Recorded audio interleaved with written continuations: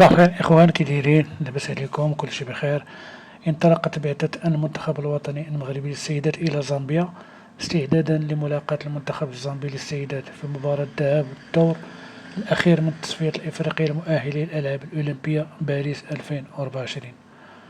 وأجرت النخبة الوطنية آخر تدريباتها صباح يوم الأربعاء 3 أبريل في مركب محمد السادس قبل التوجه إلى المطار للرحيل باتجاه زامبيا.